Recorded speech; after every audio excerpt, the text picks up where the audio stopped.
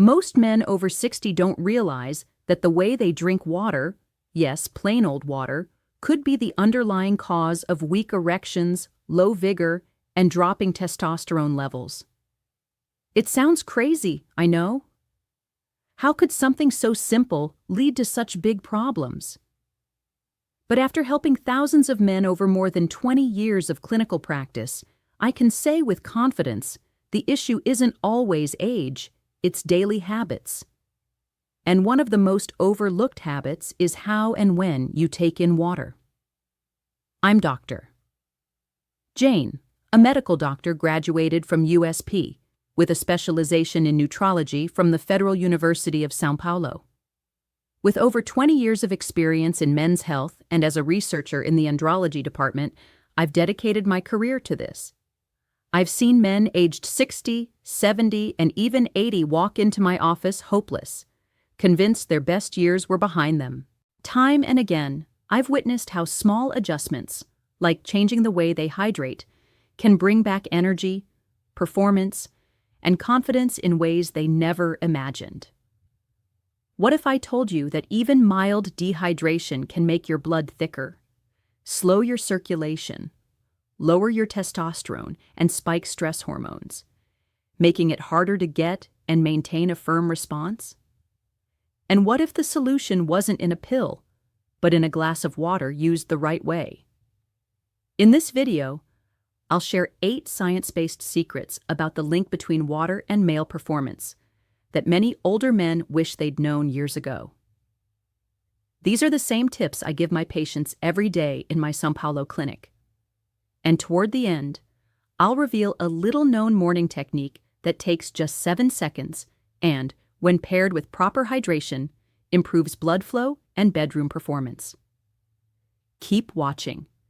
This might be the most important video you see this year. Before we start, if you're serious about improving your health and regaining your confidence, hit that subscribe button and turn on the bell so you don't miss evidence-based, practical tips designed especially for men over 60.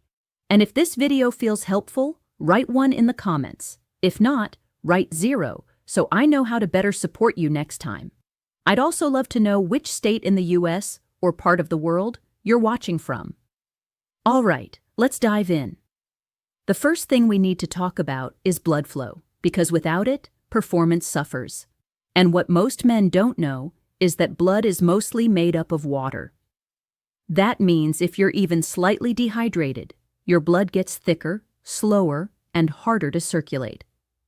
When blood doesn't flow freely, especially to the areas that matter most, your ability to have a full, vigorous response takes a direct hit. Let me share something I've learned after more than 2 decades listening to men behind closed doors, men like you. The number one complaint I hear isn't always about testosterone or desire. It's, "Doctor, Jane, it doesn't work like it used to." And 9 times out of 10, before checking hormones or meds, I ask one question. How much water are you really drinking? Most laugh. They say, I have coffee in the morning, maybe a soda at lunch, but water? Almost none. The truth is, a firm response is a hydraulic event. It's about pressure. It requires blood to flow to the area, fill the chambers, and stay there. But if the blood is too thick or heavy to move properly, that pressure never builds. You might feel the desire, but physically, your body can't respond. Blood is over 90% water, so when you're not hydrated, even just a little, your blood gets more viscous. Your heart has to work harder to pump it around. That means less oxygen and nutrient delivery, and yes, less blood flow to your intimate areas. And it's not just my opinion, it's basic human physiology. One of my patients, Carlos, a 68-year-old former teacher, came into my São Paulo office looking downcast and said, "Dr. Jane, it doesn't work anymore." He'd accepted it as his new normal. When I reviewed his lifestyle, I saw he was doing almost everything right except drinking water. No serious conditions, no problematic meds, just chronic dehydration. I asked him to commit to one small change: drink water steadily and intentionally throughout the day. No rushed gulps, no chugging ice-cold bottles, just slow, consistent hydration. 2 weeks later, he came back smiling. "I don't know what changed," he said, "but it's working again." That's the power of proper hydration. It thins the blood, improves circulation, and supports all the mechanisms your body relies on for good performance. And it doesn't take much, just consistency. Most men don't realize that even mild dehydration can reduce blood volume enough to make a difference. You don't feel thirsty, but your body's already slowing down. Firmness weakens, recovery time drags, and confidence slips away silently, little by little over time. And there's more. Blood doesn't just carry oxygen, it also transports hormones, testosterone, nitric oxide, and essential nutrients that travel through your bloodstream to where they're needed. If that system isn't flowing smoothly, nothing works as it should. So next time you feel your body failing, don't jump to conclusions about aging. Ask yourself first, am I hydrated enough for my blood to do its job? That's just the start, because even if you're drinking enough water, there might be something else sabotaging your performance from within. And it's even more dangerous than poor blood flow. It's tied to a hormone every man needs, and what happens when your body goes into survival mode? Dehydration silently lowers testosterone. I remember sitting with Walter, a 72-year-old man, recently widowed and living alone in Rio de Janeiro. Sharp mind, clear eyes, but his energy was fading. He looked at me and said, "Doctor, Jane, I don't feel sick, I just don't feel like myself." There was no crisis, no obvious medical emergency, but something in him had dimmed, and he didn't know why. So we talked. He wasn't on major meds, did a bit of exercise, ate well, wasn't depressed, but he felt apathetic, lacked motivation, and had little interest in intimacy. And behind it all was a silent fear. "It's over for me." I ran his tests. His testosterone levels were below average, not alarmingly low, but enough to explain why he felt dimmed. When I asked about his water intake, he admitted, almost like a confession, "Probably not much, to be honest." And there it was. Most men don't realize that dehydration does more than tire you out or make you thirsty. It puts your whole system into conservation mode. Your body starts saving energy, protecting vital organs, regulating temperature, and maintaining blood pressure. And anything not essential for survival, like reproductive function, desire, muscle building, and testosterone production, gets put on the back burner. Testosterone isn't just about intimacy. It's about drive, strength, identity. It's the inner fire that makes you feel like a man. But when your body senses a lack of water, it dials down that fire to preserve itself. And the more dehydrated you get over time, the more that hormonal imbalance becomes your new normal. And that's not all. Dehydration brings another enemy: cortisol, your main stress hormone. When you're dehydrated, cortisol levels spike. Here's the problem: cortisol and testosterone don't rule at the same time. When cortisol rises, testosterone drops. It's like a seesaw, and many men over 60 are stuck on the wrong side without even knowing it. Back to Walter. We didn't put him on testosterone injections or hormone replacement therapy. Instead, I suggested something much simpler: a hydration routine. He started drinking water first thing in the morning, carried a bottle with him all day, and took small, steady sips instead of waiting to feel thirsty. He cut back on afternoon caffeine, avoided alcohol before bed, and began listening to his body's call for water instead of ignoring it until he felt parched. In 3 weeks, he called my office. "Dr. Jane, I don't know what kind of magic this is, but I feel stronger, not just in bed, but overall." This isn't magic, it's physiology. When you respect how your body wants to receive water, it rewards you with better circulation, steadier energy, clearer focus, and yes, firmer responses. It's not about drinking more, it's about drinking smarter. Most older men never learn this. They assume hydration is just about quantity, but the quality of how you hydrate makes all the difference. Think of your body like a classic engine. You wouldn't flood it with gas all at once and expect it to run smoothly. You'd feed it slowly, with care and consistency. Your body's the same. And here's the trick. Even if you're drinking water the right way, you're likely doing things during the day that cancel out much of the effort.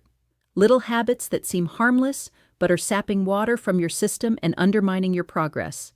Nothing's more frustrating than doing the right thing and not seeing results. I see this all the time with my older patients, men who commit to drinking more water, changing habits, and really taking care of themselves, only to come back weeks later saying, "Dr. Jane, I feel a bit better, but it's not what I expected." So we dig into the rest of their routine. We find small daily choices that seem innocent, but are actually working against them. Like many, Enrique started his morning with a strong cup of coffee. Later, he enjoyed a glass of wine with dinner. After eating a juicy orange or some watermelon slices, he'd drink a big glass of water. None of this seemed like a problem, until we looked at it through the lens of hydration. Caffeine and alcohol are diuretics. That means they pull water from your system, increasing urine output, and leaving you more dehydrated than you think. You might feel you're replenishing with water, but if you drink it right after coffee or alcohol, you're just trying to catch up to something you can never fully offset. Then there's the timing issue.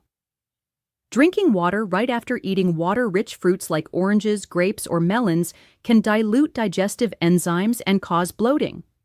When that happens, your body becomes less efficient at absorbing nutrients, and your water intake loses some of its benefit. Even something as seemingly innocent as chugging too much water too fast, what we call overhydration, can flush out key minerals like sodium, magnesium, and potassium. These electrolytes are vital for nerve function, muscle contractions, and yes, intimate responses.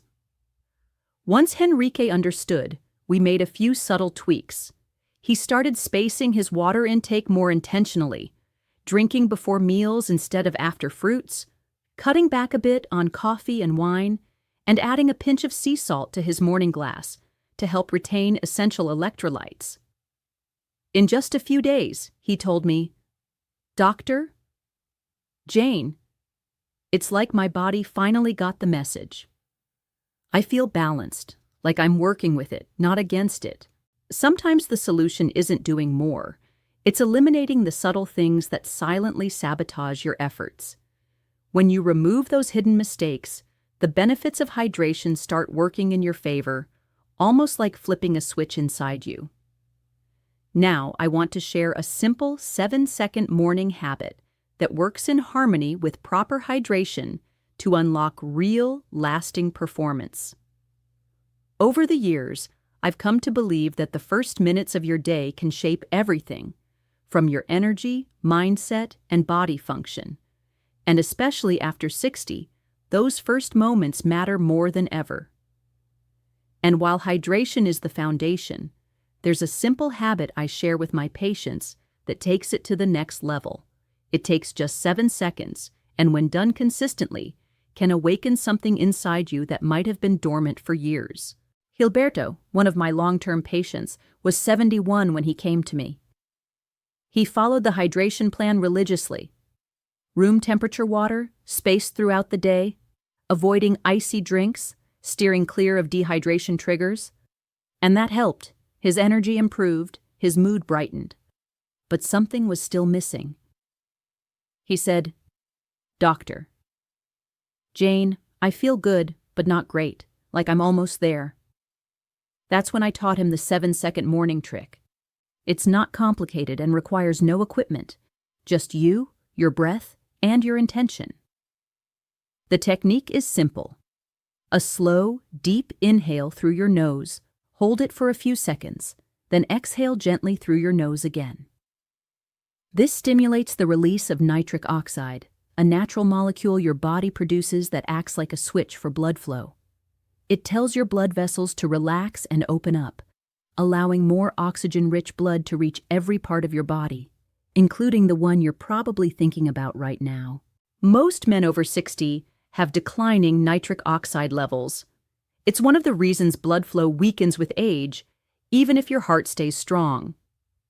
But with a few intentional breaths every morning, right after your first glass of water, you can activate that system and boost circulation. It's gentle, natural, and works with your body, not against it. Gilberto was skeptical at first. "Dr. Jane, how will breathing fix anything?" he asked.